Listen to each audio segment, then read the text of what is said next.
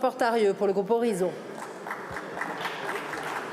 Madame la ministre de l'Agriculture, les vendanges sont terminées dans les vignobles français et elles n'ont pas rassuré notre secteur viticole. Les difficultés s'accumulent depuis plusieurs années pour les vignerons. Les aléas climatiques s'enchaînent et aux vagues de mildiou, de gel tardif, de grêle s'ajoute désormais le problème de l'irrigation. La faiblesse des récoltes fait planer de grandes incertitudes sur la trésorerie de nombreuses exploitations.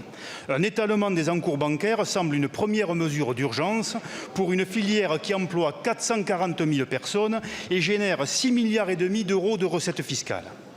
À quoi il faut ajouter l'indispensable évolution du système d'assurance basé sur la moyenne olympique. Il est évident que ce calcul ne correspond absolument plus aux données des récoltes bouleversées par le réchauffement. Quant au plan d'arrachage, il doit être bien calibré et appréhendé au plus juste, terroir par terroir, afin de tenir compte de la diversité de nos vignobles. Mais si la situation est vraiment préoccupante pour la filière, comme pour tout le secteur agricole d'ailleurs, la grande majorité des vignerons ne se résignent pas pour autant. Et heureusement, car leur passion de la vigne et du vin contribue à notre économie à hauteur de 92 milliards d'euros. Leur engagement pèse encore près de 16 milliards d'euros sur la balance commerciale, malgré de nombreux freins à l'export, comme les menaces de surtaxe. Nos vignerons ont donc besoin d'être encouragés et de bénéficier d'un meilleur accompagnement. Malgré la lourdeur des normes, leur activité vitalise notre ruralité, valorise nos paysages, enrichit nos destinations touristiques, elle dynamise l'économie et forge l'identité de nos régions. C'est pourquoi, Madame la Ministre, avec tous les élus de la Nève, je souhaite connaître vos orientations et surtout les mesures concrètes et durables que vous comptez prendre pour soutenir nos vignerons.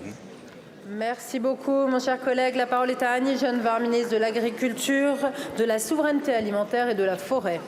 Merci Madame la Présidente, Mesdames et Messieurs les députés, Monsieur le député Portarieux. Vous évoquez les difficultés de la filière viticole.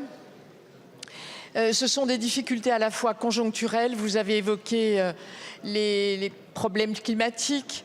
Vous avez évoqué la question des mesures prises par la Chine à l'encontre de la filière du cognac et des brandys. Il y a aussi des sujets d'ordre structurel, et vous le savez. Cette filière souffre depuis de nombreuses années, en dépit de toutes les mesures qui ont été prises, de plusieurs maux. D'abord, clairement, des positionnements marchés qui n'ont pas su toujours trouver leur débouché. Ensuite, il y a un phénomène sociétal de déconsommation, notamment sur le vin rouge, qui oblige à repenser en effet les choses. Il y a aussi, j'ajouterais, toutes les difficultés du système coopératif qui pèsent lourdement sur la filière viticole. J'ai reçu l'ensemble de la filière il y a quelques jours au ministère, à la fois dans la diversité des produits, des métiers, et ils m'ont fait part des mêmes inquiétudes dont vous vous faites l'écho aujourd'hui. Ce que je voudrais vous dire, c'est que d'abord, le plan d'arrachage définitif qui est le plan qu'ils ont imaginé, ce n'est pas une proposition de l'État, c'est le plan de la filière, vient d'être validé par Bruxelles et c'est une bonne nouvelle. Nous allons remonter au créneau sur le plan d'arrachage temporaire. Ensuite, nous allons mettre en place des prêts bonifiés pour faire face au remboursement du PGE et certainement des prêts garantis pour pallier les problèmes de trésorerie. Et puis, bien sûr, il ne faut pas s'arrêter à l'échec, finalement, une forme d'échec de l'arrachage. Il faut évidemment penser l'avenir. Et penser l'avenir, c'est être attentif aux propositions de la filière, au plan de consolidation. J'y suis particulièrement attentive et je travaillerai vigoureusement à leur côté, Monsieur le député. Merci beaucoup, Madame la Ministre. La parole est à